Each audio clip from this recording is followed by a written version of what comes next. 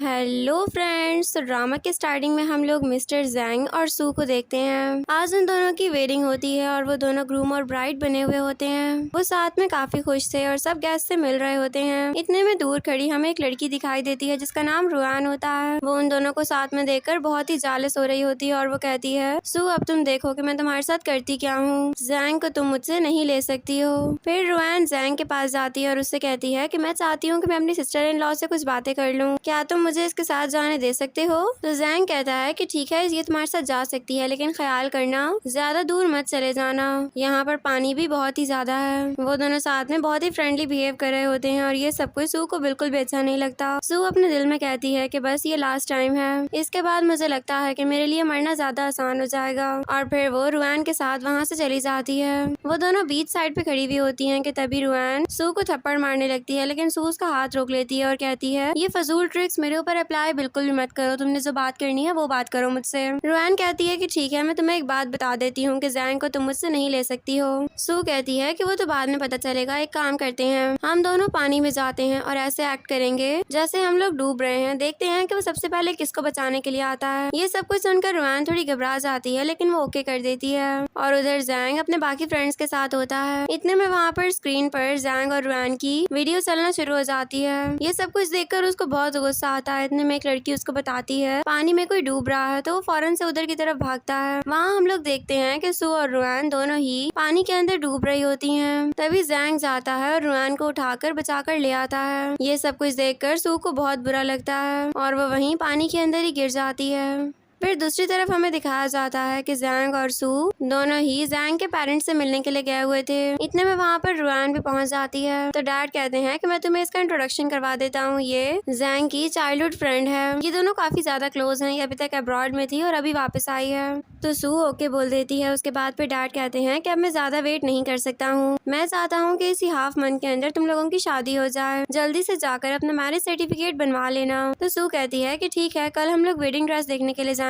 उसके बाद जैसे ही हम लोग फ्री होंगे तो हम लोग ये काम भी करवा लेंगे। ये सब कुछ सुनकर रुआन को बहुत गुस्सा आता है और वो सू के पास ड्रिंक लेकर आती है। सू जब खड़ी होती है तो वो सू के कपड़ों पर ड्रिंक गिरा देती है। ये सब कुछ देखकर डैड और मॉम को बहुत ही गुस्सा आता है। सू कहती है कि कोई बात नहीं, मैं अभी इसको साफ करके आ जाती हूँ। सू जब वहाँ से जाती है तो रुआन पेरेंट्स से कहती है कि ठीक है, मुझे आप लोगों ने बड़ा किया है, मैं ये बात मानती हूँ और आप लोगों ने ही मेरा बहुत ख्याल रखा है, लेकिन क्या आप लोग ये बात नहीं जानते कि जैंग और मैं ब्लड रिलेटेड नहीं है, हमारा कोई भी ब्लड रिलेशन नहीं है, तो क्या हम दोनों की शादी नहीं हो सकती। डैड को सुनकर बहुत ही गुस्सा आता है। तो रुआन वहाँ से चली जाती है और जैंग भी उसके पीछे जाता है। जब सू वहाँ पर आती है तो वो डैड से कहती है कि आप लोगों ने सिर्फ जैंग को नाराज कर दिया है, कोई बात नहीं, इसमें कोई इतनी बड़ी बात भी नहीं थी। तो मॉम फिर सू के पास आती है और उससे कहती है, अब मैं ये चाहती हूँ कि मैं जल्द ही ग्रैंडसन की ग्रैंडमा बन जाऊँ, क्योंकि इसी तरह जैंग तुम पर ज्यादा फोकस कर सकता है। आप कोशिश करो कि जल्द से जल्द सब कुछ हो जाए और वो रुआन को भूल जाए। तो सू कहती है कि ठीक है, मुझे जाना पड़ेगा जैंग को देखने। फिर वो जैंग को देखने के लिए वहाँ से चली जाती है। जब वो वहाँ पर पहुँचती है तो वो देखती है रुआन और जैंग एक दूसरे के बहुत ही ज्यादा क्लोज होते हैं। रुआन भी सू को देख चुकी होती है। वो जैंग को कहती है, तुम किसी और से शादी कैसे कर सकते हो। तो जैंग कहता है, तुम्हारा कोई भी रिप्लेसमेंट नहीं हो सकता, चाहे मैं जिससे भी शादी कर लूँ, मेरे दिल में सिर्फ और सिर्फ तुम ही रहोगी। ये सारी बातें सुनकर सू टूट जाती है और वो अपने आप से कहती है कि इसका ये मतलब हुआ कि मेरे 3 साल बर्बाद हो चुके हैं, मैं कभी भी जैंग के दिल में थी ही नहीं, वो सिर्फ मुझे एज अ टूल यूज करता हुआ आया है।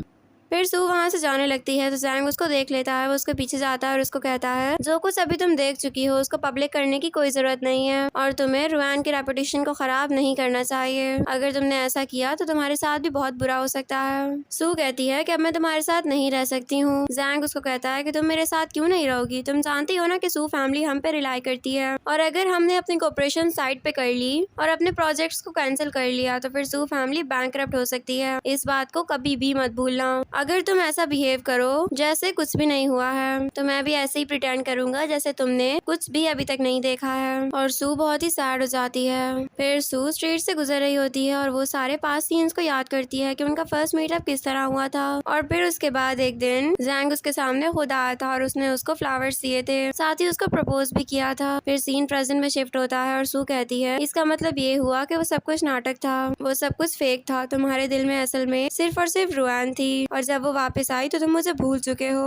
फिर उधर सू जब अपने घर वापस जाती है तो वो अपने मॉम डैड की बात सुन लेती है। मॉम कह रही होती है कि मैंने सुना है कि रुआन वापस आ चुकी है और अगर जैंग ने रुआन की तरफ बढ़ने की कोशिश की और अगर उन्होंने सू को छोड़ दिया तो फिर हमारे पास उनकी फैमिली के खिलाफ जो भी बैड चीजें हैं वो हम सारी पब्लिक कर देंगे। ये सब कुछ सुनकर सू टूट जाती है और तभी सीन फ्लैशबैक में शिफ्ट होता है जब सू जैंग के साथ मॉम डैड से मिलने के लिए आई थी। तभी डैड जैंग को कहते हैं कि हमें प्रोजेक्ट के बारे में बात कर लेनी चाहिए। जैंग कहता है कि मैं यहाँ पर सू को आप लोगों से मिलवाने के लिए लाया हूँ। फिर सीन शिफ्ट होता है सू पर जब उसको किसी की कॉल आती है और उसको बताया जाता है जब तुम्हारी वेडिंग हो तो तब तुमने पानी में गिरना है। वो सब कुछ एक ड्रामा होगा, सिर्फ फेक। बाद में हम तुम्हें वहाँ से निकाल लेंगे, लेकिन ये सब कुछ प्लान्ड है और तुमने ये सब कुछ करना होगा। फिर हम देखते हैं कि वेडिंग सीन में जब जैंग और सू एक साथ खड़े हुए होते हैं तो उनका फ्रेंड कहता है कि तुम दोनों एक परफेक्ट कपल लग रहे हो। सू ये सुनकर स्माइल करती है लेकिन फिर वो अपने दिल में कहती है कि आज ये लास्ट टाइम है जो कि मैं तुम्हारे साथ स्पेंड कर रही हूँ। उसके बाद तुम्हारी और मेरी लाइफ बिल्कुल अलग हो जाएगी। अच्छा है, फिर मैं अपनी लाइफ सिर्फ अपने लिए जी सकूंगी।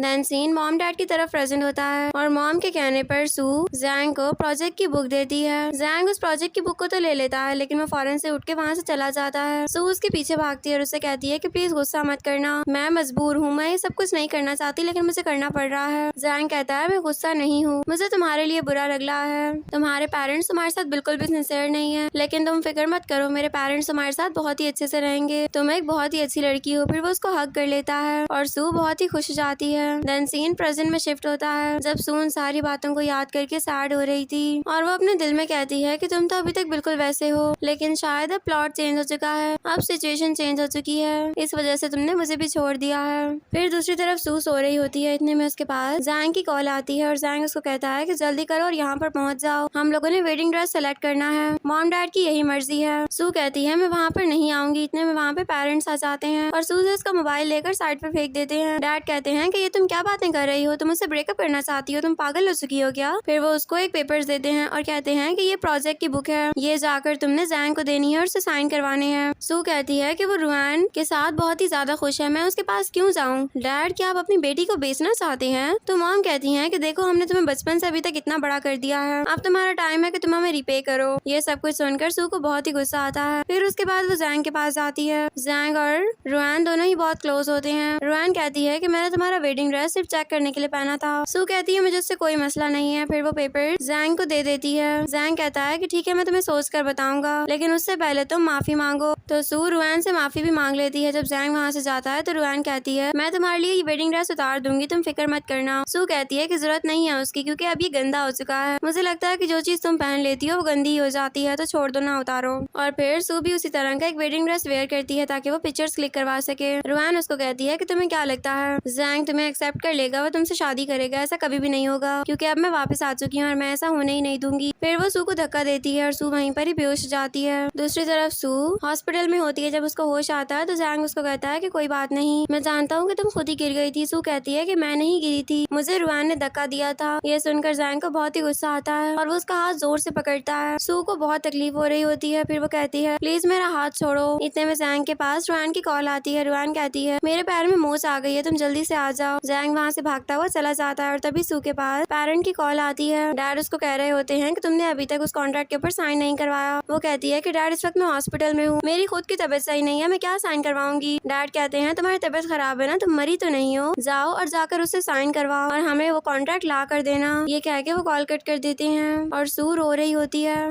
फिर उसके बाद सू जैंग से मिलने के लिए उसके घर पर जाती है तो वो देखती है कि रुआन और जैंग एक दूसरे के बहुत ही ज्यादा क्लोज होते हैं। सू उनकी वीडियो बना लेती है और जब वहाँ से जाने लगती है तो वो टकरा जाती है जिसकी वजह से साउंड प्रोड्यूस होता है और जैंग फौरन से उसके पास आ जाता है। जैंग उसको कहता है कि देखो जो कुछ भी हुआ है इस बारे में किसी को भी कुछ मत बताना। फिर वो उसके हाथ में प्रोजेक्ट के पेपर्स देख लेता है। वो कहता है कि लाओ ये मैं तुम्हें साइन करके देता हूँ। सू जब उसको पेपर्स देती है तो वो उस पर साइन कर देता है और कहता है कि ये मेरी कंपनसेशन है, जो कुछ तुमने आज देखा है वो सब कुछ मैं कंपनसेट करना चाहता हूँ, अब बाहर जाओ और इस बारे में किसी को भी कुछ मत कहना। फिर जब जैंग वहाँ से जाता है तो रुआन कहती है वो तुमसे शादी तो कर लेगा लेकिन वो तुम्हें कभी भी अपने दिल में जगह नहीं देगा। सू कहती है कि तुम भी एक बात समझ लो, अगर वो मुझसे शादी करेगा तो फिर हम दोनों लीगल कपल बन जाएंगे और तुम उसकी लाइफ में कहीं दूर ही रह जाओगी, तुम्हारा और उसके रिलेशन का कोई भी नाम नहीं होगा। ये सब कुछ सुनकर रुआन को बहुत ही गुस्सा आता है और वो सू को कहती है अब तुम देखो मैं तुम्हारे साथ करती क्या हूँ। सू कहती है कि अब तुम देखो कि होता क्या है। ये कह के वो वहाँ से चली जाती है और दूसरी तरफ सारी रुआन फैमिली मिलकर साथ खाना खा रहे होते हैं। मॉम और डैड बहुत ही ज्यादा खुश होते हैं। वो कहते हैं अच्छा हुआ कि जैंग की शादी हो चुकी है। फिर मॉम सू को कहती है कि अब तुम मुझे अपना मैरिज सर्टिफिकेट दिखाओ। जब सू अपना सर्टिफिकेट उनको देती है और वो उसको खोलने लगती है, तभी रुआन उसके ऊपर ड्रिंक गिरा देती है। मॉम कहती है कि ये तुमने क्या किया, तुम पागल हो चुकी हो क्या, तुम्हें सही से काम करना भी नहीं आता है, क्या किए जा रही हो तुम। तो जैंग मॉम से वो मैरिज सर्टिफिकेट ले लेता है और कहता है कि मॉम क्या हो गया, आप रुआन के ऊपर इतना क्यों गुस्सा कर रही हैं, सब कुछ ठीक हो जाएगा और हम लोग दूसरा बनवा लेंगे, इसमें कोई इतनी बड़ी बात नहीं है। फिर जैंग वहाँ से उठकर चला जाता है और रुआन भी उसके पीछे जाती है। मॉम सू को कहती है कि वो ऐसा ऐसा काम डाउन हो जाएगा, अभी तुम्हें उसका बहुत सारा ख्याल रखना चाहिए। फिर सू भी ओके कर देती है। फिर वो वहाँ से जा रही होती है, तभी उसके सामने रुआन आ जाती है। रुआन उसको थप्पड़ मारती है और पीछे से जैंग भी आ जाता है। जैंग कहता है फजूल में इसको थप्पड़ मत मारो, इसको ऐसे ही हिट मत करो। रुआन कहती है कि मैं चाहती हूँ कि ये यहाँ से दफा हो जाए, क्योंकि मैं इसकी शक्ल भी नहीं देखना चाहती, इसको भेज दो यहाँ से। तो फिर जैंग कहता है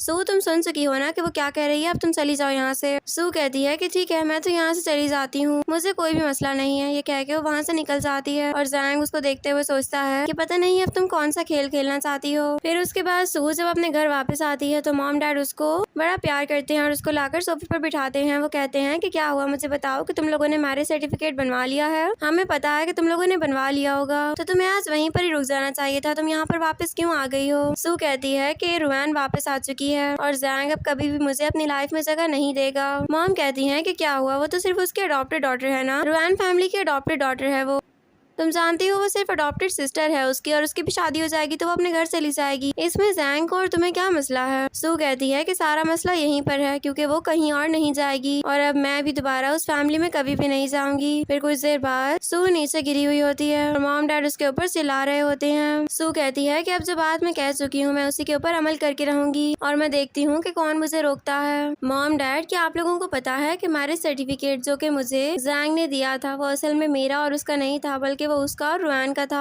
मैं उसकी लीगल वाइफ बिल्कुल भी नहीं हूँ, लेकिन दूसरों की नजर में रुआन फैमिली की डॉटर इन लॉ मैं ही हूँ। ये सुनकर मॉम और डैड बहुत ही हैरान होते हैं। डैड कहते हैं कि अगर अभी तक रुआन फैमिली ने इस मैरिज को कैंसिल नहीं किया है तो इसका मतलब है कि वो इस बारे में कुछ नहीं जानते, तुम्हें इस शादी को निभाना चाहिए। और मॉम कहती है कि इसका तो ये मतलब हुआ कि जैंग रुआन को अपनी वाइफ बनाना चाहता है, लेकिन बाकी सब लोगों को लगता है कि सू और रुआन दोनों ही अलग हैं, हमें इस सब के बारे में कुछ ना कुछ करना ही पड़ेगा। फिर डैड सू को मारते हैं और उसको कहते हैं जो कुछ भी हो चुका है कोई बात नहीं, लेकिन तुमने रुआन फैमिली को कुछ भी करके नहीं छोड़ना है, तुम्हारी शादी सिर्फ और सिर्फ जैंग से ही होगी, चाहे वो जो भी करता रहे उससे तुम्हें कोई फर्क नहीं पड़ना चाहिए। फिर गार्ड सू को वहाँ से लेकर चले जाते हैं और उसको एक रूम में डाल देते हैं। सुबह जब मॉम डैड दोबारा सू को देखने के लिए जाते हैं तो वो बेहोश पड़ी होती है। मॉम कहती है हमें इसका चेकअप करवा लेना चाहिए, ऐसा ना हो कि ये मर जाए, फिर ये शादी कैसे करेगी जैंग फैमिली में और हमारा काम कैसे आगे चलेगा, हमारा तो सब कुछ अब रुआन की वजह से ही हो रहा है ना। फिर डैड सू को देखते हैं और कहते हैं कि ठीक है मैं किसी डॉक्टर को कॉल करता हूँ। ये कह के वो दोनों वहाँ से निकल जाते हैं और तभी सू अपनी आंखें खोल देती है। वो कहती है अब मुझे ये सारी बात पक्की हो चुकी है कि मैं अपने पेरेंट्स की बायोलॉजिकल चाइल्ड हूँ ही नहीं, मेरी फैमिली भी फेक है, सब कुछ स्कैम है। फिर तभी वो वहाँ पर जाती है और एक ड्रॉअर से एक नेकलेस निकाल लेती है। वो कहती है कि ये नेकलेस मेरे बायोलॉजिकल पेरेंट्स का है और अब मैं उनको बहुत ही ज्यादा मिस कर रही हूँ, अगर आज वो लोग जिंदा होते तो मेरे साथ ऐसा कुछ भी ना होता। फिर उसके बाद वो अपने आप से कहती है कि अब तुम बस कर जाओ, अपने आप को मत धोखा दो इतना, जबकि तुम जानती हो कि कोई भी तुम्हारे साथ अच्छा नहीं है, तो तुम क्यों हर किसी के साथ इतना अच्छा रहती हो, ये तुम अपने साथ बहुत ही गलत कर रही हो।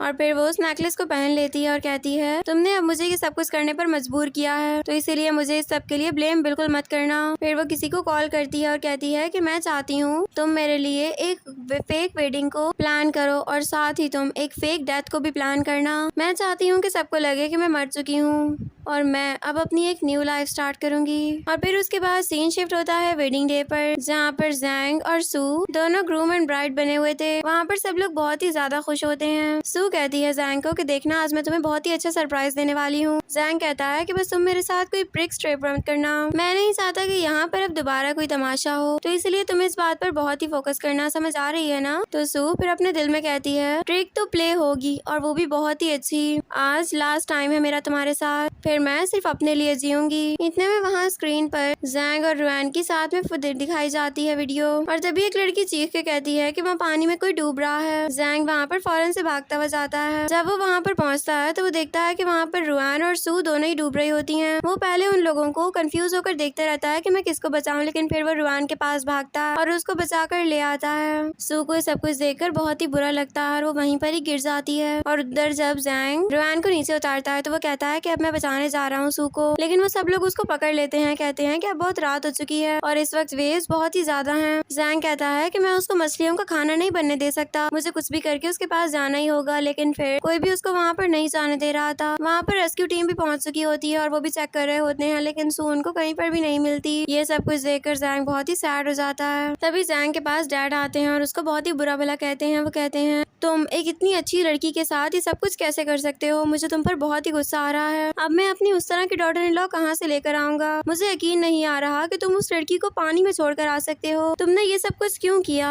और मॉम भी जैंग को बहुत ही डांट रही होती हैं। तभी रुआन कहती है कि प्लीज आप इसको कुछ भी मत कहें। तो डैड कहते हैं शेमलेस लड़की, तुम तो चुप ही कर जाओ, मैंने तुम्हें हमेशा अपनी बेटी की तरह पाला है, लेकिन अब मुझे लग रहा है तुम कभी हमारी बेटी बन ही नहीं सकती हो। तुम बहुत ही ज्यादा एक फजूल लड़की हो जिसको सिर्फ अपनी फिक्र रहती है। रुआन कहती है कि प्लीज आप लोग मुझे ऐसे मत कहें, मैं जैंग की वाइफ हूँ। ये सुनकर मॉम कहती है कि बिल्कुल चुप कर जाओ और दोबारा इस तरह की फजूल बात तुम करना भी नहीं। रुआन कहती है कि उसी ने ही मुझे पानी में धक्का दिया था। तभी वहाँ पर सू के डैड आ जाते हैं और वो कहते हैं मेरी बेटी तो बिल्कुल काइंड है, वो ये सब कुछ कैसे कर सकती है, उसने ये कुछ भी नहीं किया होगा, मैं जानता हूँ। तभी वहाँ पर सू की मॉम भी आ जाती है और वो कहती है तुम दोनों बहुत ही बुरे हो। जैंग, तुमने मेरी बेटी की जगह रुआन से शादी की है। जैंग कहता है कि क्या, ये आप लोग क्या कह रहे हैं। फिर वो रुआन से पूछता है तो रुआन कहती है ये सारा आइडिया सू का था, उसने कहा था कि वो तुमसे शादी नहीं करना चाहती, इसलिए मैंने उसकी जगह पर अपना नाम लिखवाया था। तभी डैड भी कहने लग जाते हैं कि तुम दोनों बहुत ही बुरे हो, तुम लोगों की वजह से मेरी फैमिली की रेपुटेशन डाउन हो चुकी है, तुम लोगों ने सब कुछ बर्बाद कर दिया है, अब कुछ भी नहीं बचा, सब कुछ खत्म हो गया। और वहीं पर ही डैड की तबीयत खराब हो जाती है और फिर बाकी सब लोग डैड को वहाँ से लेकर चले जाते हैं। और जैंग को कुछ भी समझ में नहीं आ रहा था। फिर उसके बाद वो वहीं पर ही बैठ जाता है और बहुत रोता है। वो उसको कहता है कि सू, स्टार्टिंग में मेरे लिए सब कुछ न्यू था, यहाँ तक कि मेरी फीलिंग्स भी तुम्हारे लिए बिल्कुल जेन्युइन थी। स्टार्टिंग में मैं तुम्हें सच में प्यार करता था। उसको अब बहुत ही ज्यादा रिग्रेट हो रहा होता है कि सू उससे दूर क्यों चली गई है। फिर उसके मुंह से खून निकलता है और वो वहीं पर ही बेहोश हो जाता है। और दूसरी तरफ जैंग हॉस्पिटल में होता है। जब उसको होश आता है तो रुआन उसको कहती है कि तुम सूप पी लो, इससे तुम बेटर फील करोगे। जैंग कहता है कि मैं नहीं पीऊंगा सूप, मुझे कुछ भी नहीं खाना है, मुझे सिर्फ और सिर्फ सू को ढूंढने के लिए जाना है। रुआन कहती है कि वो मर चुकी है, ये बात तुम क्यों नहीं मान लेते। जैंग कहता है कि मेरा दिल कहता है कि वो नहीं मरी, वो मुझसे दूर है, लेकिन वो जिंदा है और मैं उसको ढूंढ कर ही रहूंगा, चाहे जो कुछ भी हो जाए। मैं किसी की बातों में भी नहीं आ सकता हूँ, मुझे उसको ढूंढना ही होगा। रुआन कहती है तुम ये बात क्यों नहीं मान लेते कि वो मर चुकी है, अब वो तुम्हारे पास कभी भी वापस नहीं आ सकती और तुम मुझे डिसोन नहीं कर सकते हो। अब मैं तुम्हारी वाइफ हूँ, तुम्हें ये बात समझनी होगी। जैंग को गुस्सा आ जाता है और वो उसको कहता है कि नहीं हो तुम मेरी वाइफ और दोबारा इस रिलेशनशिप के बारे में कोई भी बात मत करना। तुम जानते हो कि जब से मैंने सू को खोया है तब से मुझे पता चला है वो मेरी लाइफ में बहुत ही ज्यादा इम्पोर्टेंट है और मैं तो उसके बगैर रह भी नहीं सकता हूँ। रुआन कहती है कि तुम झूठ बोल रहे हो ना, ऐसा कुछ भी नहीं है, तुमने कहा था कि वो हमारे दरमियान एक शील्ड है और अब वो साइड पर हो गई है तो हम दोनों एक हो सकते हैं, तो मेरी बात को समझो। जैंग कहता है कि ऐसा कुछ भी नहीं था, वो नहीं बल्कि तुम हमारी लाइफ में शील्ड थी और तुमने उसको दूर कर दिया। इतने में वहाँ पर पेरेंट्स भी आ जाते हैं। जैंग कहता है कि क्या हुआ डैड, अब आप ठीक तो है ना। और रुआन भी पेरेंट्स से सॉरी कर रही होती है। वो कहती है कि प्लीज आप लोग मुझे माफ कर दें, मैं मानती हूँ कि सब कुछ मेरी वजह से हुआ है, लेकिन आप लोग प्लीज मुझे माफ कर दें। तो मॉम रुआन को थप्पड़ मार देती हैं और डैड कहते हैं कि तुम्हारी वजह से मेरी डॉटर इन लॉ मुझसे दूर हो गई है, तुम लोगों की वजह से ही वो मरी है और मैं तुम लोगों को इतनी आसानी से माफ नहीं कर सकता। रुआन फैमिली की रेपुटेशन खराब हुई है, अब तुम हमारी फैमिली का हिस्सा नहीं रही हो और दोबारा हमारी फैमिली में आने की कोशिश भी मत करना। और जैंग, मुझे तुम्हारे साथ भी कोई रिलेशन नहीं रखना है, मैं तो अब उस दिन को कोस रहा हूँ जिस दिन मैंने तुम जैसे बेटे को पैदा किया था, तुम जैसे चिल्ड्रंस के होते हुए अच्छा है कि मेरे पास कुछ होता ही नहीं। ये कह के डैड और मॉम वहाँ से निकल जाते हैं। फिर वहाँ पर पुलिस और नर्स आ जाती है। नर्स कहती है जैंग, अब आपको यहाँ से जाना होगा क्योंकि आप लोगों ने जितनी फीस दी थी वो पूरी हो चुकी है। और पुलिस ऑफिसर्स भी कहते हैं कि अब तुम्हें कंपनसेट भी करना होगा। रुआन कहती है कि सबर, मैं तुम लोगों को पैसे भेज देती हूँ। जब वो भेजने लगती है तो उसको पता चलता है कि उसका बैंक कार्ड फ्रीज हो चुका है। फिर जैंग कहता है कि ये लो मेरे वाले से भेज दो। रुआन उसको कहती है कि तुम्हारा बैंक कार्ड भी फ्रीज हो गया है। यह सुनकर जैंग भी बहुत ही हैरान होता है। फिर वो दोनों हॉस्पिटल से बाहर निकल कर आ जाते हैं और रुआन कहती है पेरेंट्स को हमारे साथ ऐसा नहीं करना चाहिए था, उन्होंने हमें हॉस्पिटल से भी निकलवा दिया दिया और उन्होंने हमारे बैंक कार्ड्स भी फ्रीज कर दिए हैं। वो ऐसा हमारे साथ कैसे कर सकते हैं? जैंग कोई भी जवाब नहीं देता और अपनी कार में जाकर बैठ जाता है और कार लॉक कर देता है। रुआन कहती है कि कार तो खोलो, मैं अंदर कैसे आऊंगी? जैंग कहता है कि तुम्हें अंदर आने की कोई जरूरत नहीं है क्योंकि तुम्हारा और मेरा अब कोई भी रिलेशन नहीं रहा। रुआन कहती है कि सब कुछ तुम क्या कर रहे हो? अगर तो तुम ये सू की वजह से कर रहे हो ना, तो मैं तुम्हें बता दूं कि सू को रिसर्च टीम ढूंढ रही है और बहुत जल्द उसको ढूंढ लिया जाएगा। फिर तुम देख लेना कि वो सच में मर चुकी है। तुम्हें इस तरह तो मेरी बात पर यकीन आएगा नहीं। मैं जानती हूँ कि तुम्हें बहुत ही बुरा लग रहा है और अब तुम रिग्रेट फील कर रहे होगे कि तुम मेरे साथ इतना अच्छा बिहेव क्यों करते थे और तुम सू को क्यों इतना बुरा कहते थे। मैं जानती हूँ कि अब तुम रिग्रेट फील कर ही रहे होगे, लेकिन अब मैं तुम्हारे लिए कुछ भी नहीं कर सकती हूँ। ये सब कुछ तुमने खुद ही किया है अपने हाथों से। मैं तुम्हारा वेट करूंगी, देखना तुम मेरे पास दोबारा जरूर आओगे। और तभी जैंग अपनी कार वहाँ से लेकर चला जाता है। फिर दूसरी तरफ जब जैंग अपने घर वापस जाता है तो उसको हेलुसिनेशंस होती हैं। उसको लगता है कि सू सामने ही खाना तैयार करके खड़ी हुई है। सू उसको कह रही होती है कि अच्छा हुआ तुम घर आ गए हो, आओ चलो साथ में मिलकर खाना खाते हैं। जब जैंग उसके पास जाता है और उसको हग करने लगता है तो सभी सू डिसअपीयर हो जाती है और जैंग को सब कुछ देखकर बहुत ही बुरा लग रहा था। वो अपने आप से कहता है कि पता नहीं अब मेरा क्या होगा और मैं क्या करूंगा, मेरे हाथ से तो सब कुछ चला गया है। पता नहीं सू किधर चली गई होगी। मुझे पता है कि वो नहीं मरी, वो जिंदा है और मैं उसको ढूंढ कर ही रहूंगा। और उधर हम लोग सू को देखते हैं जो कि तैरते तैरते समंदर के किनारे पहुंच चुकी होती है और वहाँ पर हमारे ड्रामा का मेल लीड फैंग उसको देख लेता है। फैंग फौरन से उसके पास जाता है और उसको CPR देता है। जब सू को होश आने लगता है तो फैंग उसको देखकर बहुत ही ज्यादा खुश हो जाता है। और इधर सू फैमिली में रुआन आती है। रुआन कहती है इस बात से तो कोई भी फर्क नहीं पड़ता कि आपकी बेटी को किसने मारा है। आप लोग तो कॉन्ट्रैक्ट भी साइन करवा चुके हैं, आप लोग सोचें कि उसका क्या होगा? वो भी तो कैंसिल हो जाएगा ना, क्योंकि अब तो सू ही नहीं रही। चले इसको सबको छोड़े, मैं आप लोगों के साथ एक डील करने के लिए आई थी। मैं चाहती हूँ कि आप लोग अपनी बेटी यानी कि सू का फ्यूनरल रखें। मॉम कहती है कि हमें तो उसकी लाश तक नहीं मिली, उसका फ्यूनरल क्या रखेंगे हम लोग? डैड कहते हैं तुम चुप करो। फिर वो रुआन को कहते हैं कि हाँ तुम बताओ कि इससे हमें क्या बेनिफिट होगा। रुआन कहती है कि अगर आप लोग उसका फ्यूनरल रख लेते हैं और सबको ये बात पता चल जाती है कि सू मर चुकी है, तो मैं आप लोगों से वादा करती हूँ कि जो प्रोजेक्ट है वो मैं आप लोगों को दिलवा के दूंगी, क्योंकि अब रुआन फैमिली की सारी प्रॉपर्टी सिर्फ और सिर्फ जैंग की है और कोई भी उससे वो पैसे नहीं ले सकता है। आप लोग मेरी बात को समझ रहे हैं ना? वो प्रोजेक्ट 500 मिलियन का होगा। ये सुनकर मॉम और डैड दोनों फौरन से मान जाते हैं। और दूसरी तरफ वो जैंग के पास जाती है। जैंग बहुत ही ज्यादा ड्रिंक्स कर चुका था। रुआन उसके पास जाकर उसको बताती है कि उसकी फैमिली ने उसका फ्यूनरल रखा है और वो चाहते हैं कि तुम भी उनके फ्यूनरल पर जरूर आओ। जैंग ये सुनकर बहुत ही हैरान होता है और कहता है कि क्या इसका मतलब ये हुआ कि वो मर चुकी है? रुआन कहती है तुम जानते हो कि इस वाक़े को 3 महीने हो चुके हैं, अभी तक उसका कोई पता नहीं चला, तो इसका यही मतलब हुआ ना कि वो मर चुकी है। जैंग कहता है कि ऐसा नहीं हो सकता, मैं उसको ढूंढ कर रहूंगा। फिर वो फौरन से वहाँ से भागता हुआ निकल जाता है। और इधर सू फैमिली में सू का फ्यूनरल होता है। सब लोग डैड और मॉम से मिलने के लिए आ रहे होते हैं और कह रहे होते हैं कि वो बहुत ही जवान बच्ची थी और बहुत ही प्यारी थी, लेकिन बस हम लोग क्या कर सकते हैं, शायद उसका टाइम इतना ही लिखा था। सब लोग कह रहे होते हैं कि उसकी तो शादी भी होने वाली थी, यानी अब उसकी शादी भी नहीं हो सकती। इतने में वहाँ पर जैंग आ जाता है और वो कहता है कि वो नहीं मरी है। तुम लोगों की हिम्मत कैसे हुई उसका फ्यूनरल रखने की? तुम लोग ऐसा नहीं कर सकते हो। फिर जैंग वहाँ पर आकर हर चीज को बर्बाद करने लगता है। डैड कहते हैं तुम्हारी वजह से मेरी बेटी मरी है, तुम्हारी इतनी हिम्मत कैसे हुई कि तुम यहाँ पर उसके फ्यूनरल पर भी आ गए हो? तुम्हें जरा सी भी शर्म नहीं आती? तो जैंग कहता है कि वो मेरी वजह से नहीं मरी, वो जिंदा है और मैं उसको ढूंढ कर ही रहूंगा। फिर वो सू की मॉम को भी धक्का दे देता है। फिर वो सबको बताता है कि वो सिर्फ गायब हो चुकी है, वो नहीं मरी है। मैं उसको ढूंढ कर रहूंगा और मैं देखता हूँ कि कौन मुझे यहाँ पर रोक सकता है। यहाँ पर कोई भी मुझे नहीं रोक सकता, मैं उसको ढूंढ कर रहूंगा। वो गायब क्या हुई? आप लोगों ने तो यहाँ पर उसका फ्यूनरल ही रख दिया। मुझे पता है कि आप लोग उससे जरा प्यार नहीं करते हैं। डैड कहते हैं कि 3 महीने हो चुके हैं, वो अभी तक अपने घर वापस नहीं आई है, इसका यही मतलब हुआ कि वो मर चुकी है और हम अब उसका फ्यूनरल रख सकते हैं। फिर जैंग सू की फोटो निकाल लेता है और कहता है कि सच में वाकई में आप लोग उससे बहुत ही प्यार करते थे, आप लोग उससे बहुत ही प्यार करते थे, इसीलिए तो आप लोग उसको बीट करते थे, उसको एक्सप्लॉइट करते थे, उसको ह्यूमिलिएट करते थे, उसको बुली करते थे, उसको अब्यूज करते थे। ऐसा कौन सा काम है जो आप लोगों ने उसके साथ नहीं किया? सू के पास आप लोगों जैसे पेरेंट्स थे। मैं उसके साथ 3 साल रहा हूँ और मुझे पता है कि वो हमेशा कितनी ज्यादा तकलीफ में होती थी। क्या आप जानते हैं कि मैं और रुआन दोनों ही बहुत ही ज्यादा गलत थे।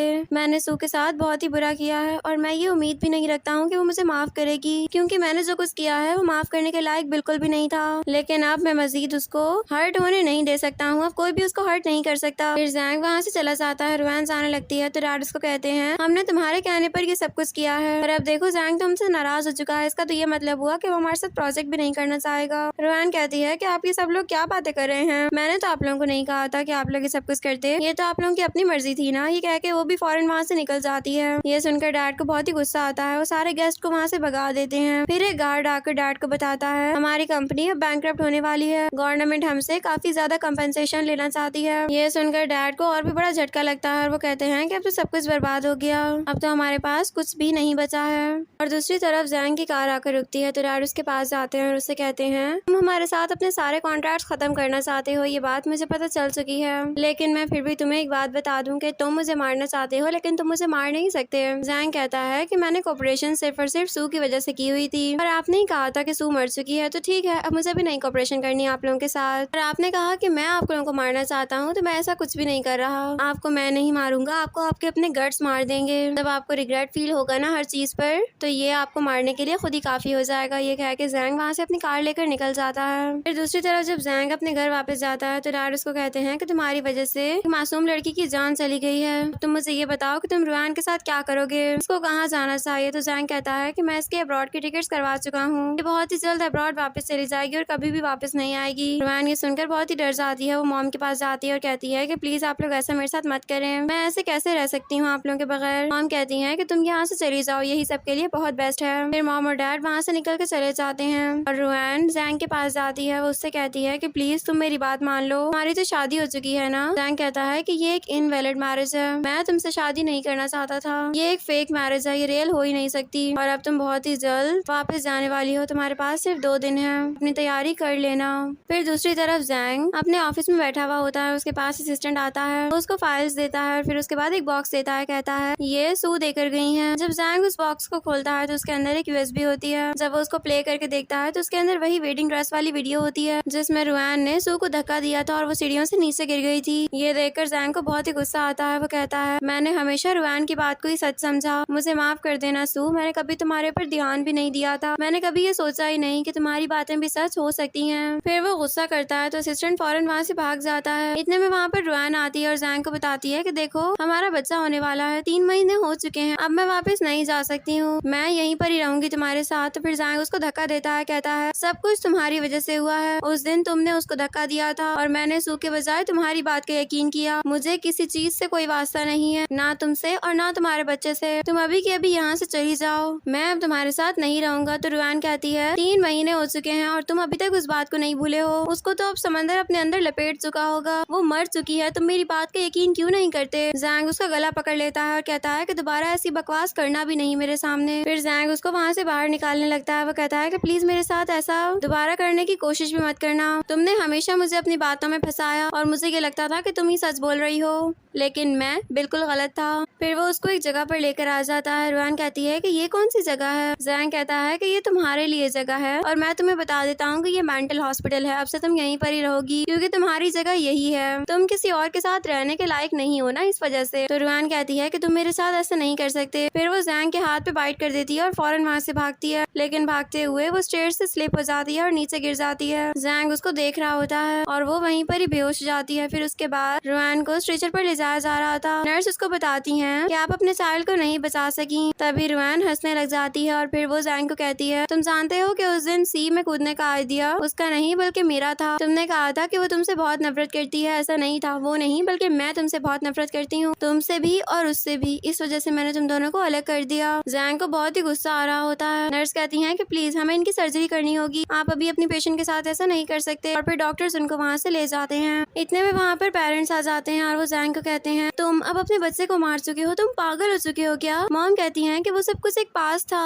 तुम उसको भूल क्यों नहीं जाते हो, तुम आगे बढ़ो, तुम अपनी एक न्यू लाइफ स्टार्ट करो। जैंग कहता है कि ऐसा कभी भी नहीं होगा, वो ऐसे एक्ट कर रहा होता है जैसे वो एक साइकोपैथ हो। फिर इतने में वहाँ पर रुआन को दोबारा वापस लाया जाता है और वो बहुत ही बुरी हालत में होती है। मॉम डैड उसको देखकर बहुत ही ज्यादा परेशान हो जाते हैं, तो मॉम अपने हस्बैंड को वहाँ से लेकर चली जाती है और जैंग फिर डॉक्टर से कहता है कि इसको जाकर मेंटल हॉस्पिटल में डाल दो और जब तक मैं परमिशन ना दूं इसको बाहर की दुनिया को देखने भी ना देना, अब से इसकी सिर्फ और सिर्फ यही सजा है। जब रुआन को वहाँ से ले जाया जाता है तो जैंग को लगता है सू वहाँ से गुजरी है, तो वो उस लड़की के पीछे जाता है, लेकिन वो कोई और सी लड़की होती है और इधर हम लोग देखते हैं सू फैंग के साथ मेडिसिन लेने के लिए आई हुई होती है। सू फैंग को बताती है कि डॉक्टर ने कहा है कि अब मैं काफी बेहतर हूँ क्योंकि अब तो 3 महीने भी हो चुके हैं ना, और फैंग सू का बहुत ही ख्याल रख रहा था। देन वो दोनों एक साथ होते हैं तो सू अपने दिल में कहती है जब तक मैं जैंग के साथ थी मेरा हर लम्हा बहुत ही बुरा गुजरता था, हमेशा वो मुझे टॉन्ट करता था, मुझे ह्यूमिलिएट करता था, वो हमेशा मुझे प्रायोरिटाइज नहीं होने देता था, हमेशा वो रुआन को मुझसे ऊपर रखता था, लेकिन फैंग उससे बिल्कुल चेंज है। जब मैं यहाँ पर आई तो मुझे लगा था कि मैं मर जाऊंगी, उस दिन लहरें बातें बहुत ही ज्यादा गहरी थी और वेव एनर्जी भी बहुत ही ज्यादा थी। लेकिन तब मैं फैंग से आकर मिली और फैंग वहाँ पर मेरे लिए मसीहा बन के आया था। उसने मुझे मौत के हाथों से छुड़वाया और फिर फैंग ने उसका बहुत ही ज्यादा ख्याल रखा था। उसने सू को कंसोल किया था और उसको साथ ये भी बताया था कि तुम अभी तक मरने की कोशिश कर रही थी, अब एक दफा जी के देख लो, यकीन करो जिंदगी बहुत खूबसूरत है, बस एक दफा इसको अपने लिए गुजारो। और फिर सीन प्रेजेंट में शिफ्ट होता है और सू स्माइल करती है और वो कहती है कि फैंग के आने के बाद सब कुछ चेंज हो गया, मैं इन्हें हील करना भी शुरू कर दिया था और अब मैं बहुत ही ज्यादा खुश हूँ। और फिर दूसरी तरफ सू एक बीच साइड पर खड़ी हुई होती है। इतने में फैंग वहाँ पर उसके लिए शॉल लेकर आता है और साथ ही उसको ये भी कहता है कि तुम अपने बायोलॉजिकल पेरेंट्स को क्यों नहीं ढूंढती हो सकता है कि वो तुम्हें वापस मिल जाएं। सू कहती है कि मैंने कोशिश की थी लेकिन मैं कामयाब नहीं हो सकी, मुझे नहीं पता कि मेरे पेरेंट्स किधर हैं। फैंग कहता है कि मैं तुम्हारे पेरेंट्स को ढूंढने में तुम्हारी हेल्प करूंगा, आज बहुत सर्दी है, हमें अंदर चलना चाहिए। फिर जब वो दोनों अंदर वापस आते हैं तो वहाँ पर सू के मॉम और डैड भी आए हुए होते हैं। मॉम कहती है कि क्या ये मेरी बेटी है? सू कहती है कि ये सब कुछ क्या हो रहा है? तो फैंग उसको बताता है, तुम जानती हो कि मैंने तुम्हारी एक पेंटिंग बनाई थी और उसको मैंने आर्ट एग्जीबिशन में रखा था ताकि हो सकता है कि तुम्हारे पेरेंट्स वहाँ जाकर तुम्हें वहाँ पर पहचान सके। वहाँ पर ये लेडी मेरे पास आई थी और उन्होंने मुझसे कहा था कि मेरी बेटी बिल्कुल इस तरह लगती है लेकिन वो गुम हो चुकी है और ये लोग बिल्कुल तुम्हारे बायोलॉजिकल पेरेंट्स की तरह भी लग रहे थे, तो इसीलिए मैं इनको तुमसे मिलवाने के लिए ले आया हूँ। मैंने इनके बारे में बहुत ज्यादा कंफर्मेशन करवाई है बार बार और जब बार बार मुझे एक ही रिजल्ट मिला तो उसके बाद मैंने इनको घर पे इन्वाइट कर लिया। फिर डैड सू को पेपर्स देते हैं और कहते हैं देखो इन रिपोर्ट्स में भी साफ साफ लिखा हुआ है कि तुम हमारी बेटी हो। सू उन पेपर्स को गौर से पढ़ने लग जाती है। तभी मॉम कहती है कि तुम जानती हो तुम्हारी एक और ट्विन सिस्टर भी है जो कि सेम टू सेम तुम्हारी तरह लगती है, तुम लोगों में इतना ज्यादा एज गैप नहीं है। तभी डैड कहते हैं कि जब तुम दोनों 3 साल की थी तब तुम्हें किडनैप कर लिया गया था और हमें तब से तुम्हारे बारे में कुछ भी पता नहीं चल सका। सू ये सब कुछ बहुत ही हैरान होकर सुन रही होती है। फिर वो अपना नेकलेस मॉम को दे देती है। मॉम उस नेकलेस को देखकर बहुत ही हैरान होती है। वो कहती है कि ये तो वही नेकलेस है जो कि तुम मुझसे लेकर गई थी बचपन में, तुम बहुत ही ज्यादा शरारती हुआ करती थी और तुमने मेरा ये नेकलेस अपने पास रख लिया था। फिर मॉम सू को हग कर लेती है। फिर मॉम सू को अपने साथ बिठा लेती है। फैंग वहाँ से चला जाता है और मॉम और डैड बहुत ज्यादा खुश होते हैं। सू कहती है कि मैं बहुत ही खुश हूँ कि आप लोग मुझे वापस मिल चुके हैं, लेकिन आप लोगों ने कहा कि मेरी एक और बहन भी है जो कि मुझसे 1 साल बड़ी है, मुझे माफ कीजिएगा लेकिन मुझे सब कुछ सोचने के लिए कुछ टाइम चाहिए, मैं इतनी जल्दी कोई भी फैसला नहीं कर सकती हूँ। ये कह के सू वहाँ से उठ के चली जाती है। फैंग भी ये सब कुछ देख चुका था। वो मॉम डैड को कहता है कि आप लोग यहीं पर वेट करें, मैं देखता हूँ कि उसको क्या हुआ है। फिर वो भी फौरन से उसके पीछे जाता है। जब वो उस तरफ जाता है तो वो देखता है कि सू साइड पर बैठी हुई कुछ सोच रही होती है। तो वो कहता है कि देखो पहले तुम अपने पेरेंट्स को ढूंढ रही थी और जब वो मिल चुके हैं तो तुम अब उनके पास नहीं बैठ रही हो, क्या हुआ? तुमने अपना इरादा चेंज कर लिया है क्या? सू कहती है कि तुमने कहा था ना कि वो मेरे पेरेंट्स हैं और मेरे पेरेंट्स ने बोला कि मेरी एक सिस्टर है जो कि मेरे जैसी दिखती है। क्या तुम जानते हो जैंग के साथ जो लड़की थी रुआन, तुम्हें पता है कि वो रुआन फैमिली में क्यों रहती थी? इस वजह से क्योंकि वो काफी हद तक मुझसे मिलती थी। मैं ये सोच भी नहीं सकती कि वो मेरी सिस्टर भी हो सकती है। देखो मैं ये सब कुछ इमेजिन भी नहीं करना चाहती हूँ, लेकिन क्या तुम मेरे लिए पता लगवा दोगे कि रुआन मेरी सिस्टर है या फिर नहीं? तो फैंग कहता है कि अच्छा यानी कि तुम्हें ये मसला है, ठीक है मैं तुम्हारे लिए ये हेल्प कर दूंगा। फिर उसके बाद वो दोनों अंदर वापस जाते हैं। तो मॉम कहती है क्या हुआ? मुझे लगता है कि तुम्हें बहुत ही मुश्किल हो रही है ये डिसीजन लेने में कि तुम्हें हमारे साथ चलना चाहिए या फिर नहीं। सू कहती है कि मॉम डैड ऐसा मसला बिल्कुल भी नहीं है, आप लोगों ने कहा था मेरे डिसअपेयर होने के बाद मेरी सिस्टर भी डिसअपेयर हो गई थी, उसके बाद वो आप लोगों को कहीं पर भी नहीं मिली, लेकिन मुझे लगता है कि मैं अपनी सिस्टर से मिल चुकी हूँ। मैं आप लोगों को उसका पता बता देती हूँ, आप लोग उससे जाकर मिल लें। लेकिन उसने मेरे साथ बहुत ही गलत किया है। वो जैंग और मेरे दरमियान में आ गई थी और वो तकरीबन मुझे मार चुकी थी। उसने मुझे बहुत बुली किया और ह्यूमिलिएट किया है। डैड कहते हैं कि तुम हमें उसका पता बता दो और अगर उसने तुम्हारे साथ कुछ गलत किया होगा तो इसकी पनिशमेंट उसको मिलकर रहेगी। सो उनको बता देती है कि वो रुआन फैमिली की अडॉप्टेड डॉटर है और उसका नाम रुआन है, आप लोग जाकर उससे मिल सकते हैं। रुआन फैमिली काफी ज्यादा पावरफुल फैमिली है और मॉम डैड कि आप लोग ये बात जानते हैं कि वो लोग रुआन से बहुत ही ज्यादा प्यार करते हैं, इसीलिए तो उन्होंने रुआन को अपने पास रखा हुआ है। डैड कहते हैं कि अगर रुआन ने ये सब कुछ किया है तो मैं उसको कभी भी माफ नहीं करूंगा, वो इस सब के लिए तुमसे कंपेंसेट जरूर करेगी चाहे जो कुछ भी हो जाए। और दूसरी तरफ हम लोग जैंग को ऑफिस में देखते हैं। जब असिस्टेंट वहाँ से जाता है तो वहाँ पर उसके पेरेंट्स आते हैं और पेरेंट्स कहते हैं तुम कब तक एक दूसरे के ऊपर गुस्सा उतार कर अपने आप को ही ब्लेम करते रहोगे, 1 साल हो चुका है और सू वापस नहीं आई, अब तुम्हें ये मान लेना चाहिए कि वो मर चुकी है। मुझे लगता है कि तुम इस बात पर यकीन करना ही नहीं चाहते हो। तुम्हें एक और बात बताती हूँ मैं, रुआन किधर गई है पहले मुझे ये बताओ। जैंग कहता है कि रुआन को मार डाला है मैंने। मॉम कहती है कि फजूल बकवास मत करो, तुम जानते हो कि रुआन सी फैमिली की डॉटर है। सी फैमिली की 2 डॉटर्स हैं जो कि सेम लगती हैं और वो अब अपनी डॉटर को वापस लेना चाहते हैं। जैंग ये सब कुछ सुनकर बहुत ही हैरान होता है और वो कहता है सू और रुआन भी तो एक दूसरे से मिलती जुलती लगती थी। मैंने पता करवाया था और मुझे पता चला था कि सू फैमिली की बायोलॉजिकल डॉटर नहीं है। मैंने ये बात क्यों नहीं सोची कि रुआन और सू बायोलॉजिकल सिस्टर हो सकती हैं। ये सब कुछ मैंने क्या कर दिया है। डैड कहते हैं कि तुम पागल हो गए हो, ये तुम क्या बोले जा रहे हो, तुम्हारा दिमाग तो ठीक है ना। मॉम कहती है कि अब जो हुआ वो हो चुका है, अब तुम जाओ और उनकी डॉटर उनको वापस करके आओ, तुम्हारा उनके ऊपर कोई भी हक नहीं है। ये बात मैं तुम्हें अभी से बता रही हूँ। तो जैंग कहता है कि नहीं, मैं ऐसा नहीं करूँगा। सू ने बहुत ही ज्यादा दुख बर्दाश्त किया है और ये सब कुछ रुआन की वजह से हुआ है। रुआन को तो अब मैं ऐसी मौत दूंगा कि उसने सोची भी नहीं होगी। जैंग बहुत ही गुस्से में आ गया था। फिर उसके बाद वो सू के डैड से मिलने के लिए जाता है। डैड कहते हैं कि रुआन किधर है, मैं यहाँ पर रुआन से मिलने के लिए आया हूँ। तो जैंग कहता है कि प्लीज आप ऐसे प्रिटेंड मत करें जैसे आप ये नहीं जानते कि सू कौन है। सू भी आपकी ही बेटी थी जो कि अब मर चुकी है। ये सुनकर डैड उसके ऊपर गुस्सा करने लग जाते हैं। वो कहते हैं तुमने मेरी बेटी को मार दिया, तुम्हारी इतनी हिम्मत कैसे हुई, तुमने उसको हाथ भी कैसे लगाया, क्या तुम नहीं जानते कि हम लोग कितनी फेमस फैमिली है और हम लोग तुम्हारी फैमिली को बैंकरप्ट करवा सकते हैं। ये बात मेरी याद रखना तुम। तभी जैंग के डैड कहते हैं कि प्लीज आप काम डाउन हो जाएं, ये हमारी फैमिली का पर्सनल मैटर है और इसको हम लोग अच्छे से खुद ही सॉल्व कर लेंगे। तभी सू के डैड कहते हैं कि मुझे कुछ भी नहीं पता, मुझे मेरी बेटी की कंपनसेशन चाहिए। जो कुछ आप लोगों ने उसके साथ किया है वो बिल्कुल भी ठीक नहीं था। तभी जैंग अपने नेक पर एक नाइफ रख लेता है और कहता है कि एक काम करता हूँ कि मैं ही मर जाता हूँ, फिर आपकी बेटी की कंपनसेशन भी पूरी हो जाएगी। तो जैंग के डैड उसके नाइफ को साइड पे करते हैं और कहते हैं कि क्या हो गया है तुम्हें, तुम पागल हो चुके हो क्या, तुम्हारा दिमाग खराब हो चुका है। तभी जैंग नील डाउन करके बैठ जाता है और कहता है कि मैं सिर्फ एक दफा सू से मिलना चाहता हूँ, प्लीज आप मुझे मिलने दें। डैड कहते हैं कि ये तुम्हारे ख्वाब में भी नहीं हो सकता। उसके बाद वो कहते हैं कि रुआन को जल्द से जल्द मेरे हैंड ओवर कर देना, क्योंकि मैं उसके साथ कुछ भी गलत होते हुए बर्दाश्त नहीं कर सकता। फिर डैड वहाँ से जाने लगते हैं। तो जैंग कहता है कि मैंने रुआन की लाइफ को बहुत ही बुरा बना दिया है, अब तो यही प्रे करती होगी कि उसकी डेथ हो जाए। ये सुनकर डैड उसको थप्पड़ मार देते हैं और कहते हैं तुम मेरी बेटियों को दोबारा हर्ट नहीं कर सकते हो, मैं तुम्हें इसका मौका अब कभी भी नहीं दूंगा, अब तो मैं उसको जाकर खुद ही ढूंढ लूंगा। ये कह के वो वहाँ से निकल जाते हैं। तभी जैंग के डैड उसको थप्पड़ मारते हैं और कहते हैं तुम बिल्कुल पागल हो चुके हो, एक लड़की के लिए तुम मर रहे हो और दूसरी को तुम मार रहे हो, पता नहीं तुम असल में चाहते क्या हो, मुझे तो ये समझ नहीं आ रही है। जैंग कहता है कि मैं और कुछ भी नहीं चाहता, मैं सिर्फ और सिर्फ सू से मिलना चाहता हूँ, वो अब मेरी वीकनेस बन चुकी है डैड, और मैं उससे मिले बगैर सुकून से नहीं बैठ सकता हूँ, मुझे रिलैक्सेशन फील कहीं पर भी नहीं होती है, मैं उसका आदी हो चुका हूँ और मैं उसको ढूंढ के ही रहूंगा डैड, चाहे जो कुछ भी हो जाए। तो डैड उसको किक करते हैं और कहते हैं कि तुम बचपन से ही ऐसे हो स्टबर्न, तुम्हारे जैसा बीस्ट यही सब कुछ डिजर्व करता है, तुम 2 लड़कियों की जिंदगियां बर्बाद कर चुके हो, तुम्हारे साथ तो यही सब कुछ ही होना चाहिए और मैं अब इस सब में तुम्हारा कोई भी साथ नहीं दूंगा, मेरी ये बात तुम याद रखना। अब मैं खुद भी रुआन को ढूंढूंगा और जब मुझे वो मिल जाएगी तो मैं उसको ची फैमिली के हवाले कर दूंगा और अब तुम्हारा और उन सब का कोई भी रिलेशन नहीं रहेगा। जैंग कहता है कि डैड मैं सिर्फ और सिर्फ सू को दिल में देखना चाहता हूँ, मैं सू से मिलना चाहता हूँ डैड, क्या ऐसा एक दफा नहीं हो सकता। तो डैड कहते हैं जाओ जाकर ची फैमिली से माफी मांगो, उनसे कहो कि तुम अपनी गलती पर माफी मांगना चाहते हो, तुम बहुत ही शर्मिंदा हो और तुम बहुत ही ज्यादा रिग्रेट फील कर रहे हो, जाकर उनके सामने नील डाउन करो, हो सकता है कि वो फिर तुम्हें सू से मिलने दें, हो सकता है कि इस तरह तुम्हें भी सुकून आ जाए, क्योंकि सू तो अब तुम्हें सिर्फ ख्वाब में ही नजर आ सकती है, वो तो रियल में अब एग्जिस्ट नहीं करती।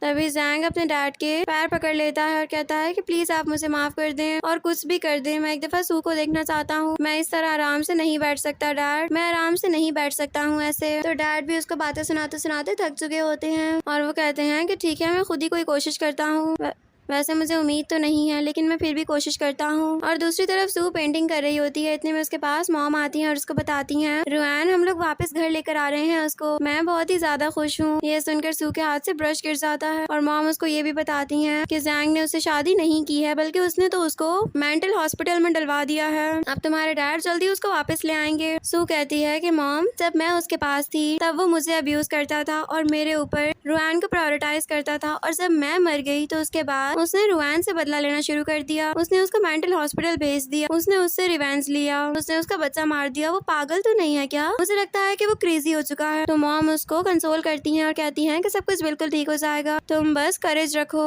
और फिर दूसरी तरफ सू बहुत ही सैड सी बीच पर खड़ी हुई होती है, फैंग उसको देख रहा होता है तो वो उसके पास आता है और उसको कहता है कि क्या हुआ, सब ठीक तो है ना। सू कहती है कि जैंग मुझसे मिलने के लिए आना चाहता है और मुझे बहुत ही डर लग रहा है, तो जैंग पता नहीं मेरे साथ क्या कर देगा, वो पता नहीं अब क्या हो चुका लगा होगा उसको, वो मेरे साथ कैसा बिहेव करेगा। तो फैंग कहता है कि अब तुम पास्ट वाली सू नहीं रही हो, बस इस बात को याद रखना, तुम ये समझो कि ये तुम्हारी न्यू लाइफ है, तुम मर के दोबारा जिंदा हुई हो और अब तुम पास्ट वाली चीजों को भूल जाओ। जैंग से तुम जैसे बात करना चाहती हो तुम वैसे कर सकती हो। इतने में वहाँ पर जैंग आ जाता है, तो सू के पास आने लगता है। तो सू पीछे हो जाती है और कहती है कि प्लीज मेरे क्लोज आने की कोशिश भी मत करना, वहीं से खड़े होकर बात करो, तुम क्या कहना चाहते थे। जैंग कहता है कि मैं तुमसे माफी मांगना चाहता हूँ, मैं तुम्हें देखकर बहुत ही ज्यादा खुश हूँ, मुझे यकीन नहीं आ रहा कि तुम जिंदा हो। सू कहती है बस तुमने यही बात करनी थी, ठीक है तो अब मुझे चलना चाहिए। वो वहाँ से जाने लगती है लेकिन जैंग उसको रोक देता है और जैंग उसको यकीन दिलाने लगता है। वो कहता है कि ये बात मैं मानता हूँ कि मैं बहुत ही बुरा था, मैंने हमेशा तुमसे झूठ बोला, मैंने हमेशा रुआन को तुम पर प्रायोरिटाइज किया था, लेकिन मैं ये भी जानता हूँ कि मैं हमेशा गलत था,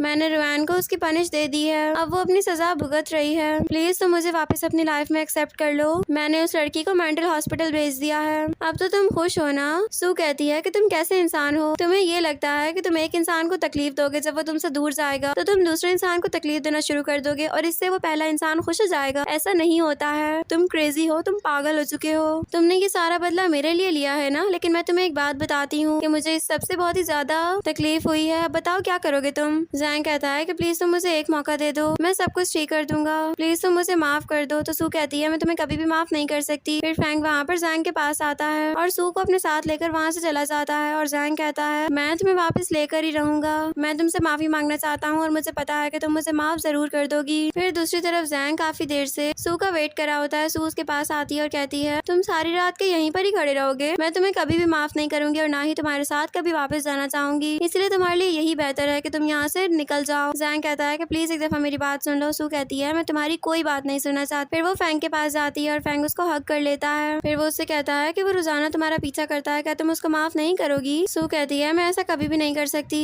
एक काम करो तुम मुझे कहीं पर छुपा दो ताकि मैं दोबारा कभी भी इसको नजर ना आऊं। फैंग कहता है कि ठीक है, फिर हम लोग शादी कर देते हैं और उसके बाद वो उसको प्रपोज कर देता है। वो उसको कहता है कि मैं तुम्हें बहुत ही ज्यादा लव करता हूँ, क्या तुम मुझसे शादी कर सकती हो। मैं तुम्हें ये बात कभी बता नहीं सका लेकिन मुझे लगता है कि अब मुझे ये बात कर लेनी चाहिए ताकि तुम कभी भी मुझसे दूर ना हो सको। ये सब कुछ देखकर सू बहुत खुश हो जाती है। इतने में वहाँ पर जैंग आ जाता है। जैंग कहता है कि प्लीज इससे शादी मत करना, ये तुम्हारे लायक नहीं है, प्लीज ऐसा मत करो। लेकिन तभी सू मान जाती है। फैंग ये सब कुछ सुन के बहुत ही खुश होता है, वो उसको हक कर लेता है। फिर सू जैंग को कहती है अब तो तुम्हें यकीन आ गया होगा कि मेरी लाइफ में तुम्हारी कोई जगह नहीं है, इसलिए अब तुम्हें यहाँ से चले जाना चाहिए। तो जैंग चुप करके वहाँ से चला जाता है और सू और फैंग अपनी लाइफ में बहुत ही ज्यादा खुश होते हैं। दूसरी तरफ मॉम डैड रुआन को देखने के लिए गए हुए होते हैं। रुआन की हालत बहुत ही खराब होती है, ये देखकर मॉम डैड दोनों बहुत ही सैड थे। दूसरी तरफ सू अपने मॉम डैड से मिलती है और मॉम डैड कहते हैं हम दोनों तुम्हारी शादी के लिए बहुत ही ज्यादा एक्साइटेड हैं, हम लोग रुआन से मिल चुके हैं और शायद वो यही सब कुछ डिजर्व करती है, हमें उसके लिए बहुत बुरा लग रहा है लेकिन यही उसकी पनिशमेंट है, हम लोग बस ये चाहते हैं कि तुम अपनी लाइफ में खुश हो जाओ। ये सुनकर सू भी खुश हो जाती है और दूसरी तरफ हमें वेडिंग का सीन दिखाया जाता है जहाँ पर सू के डैड सू को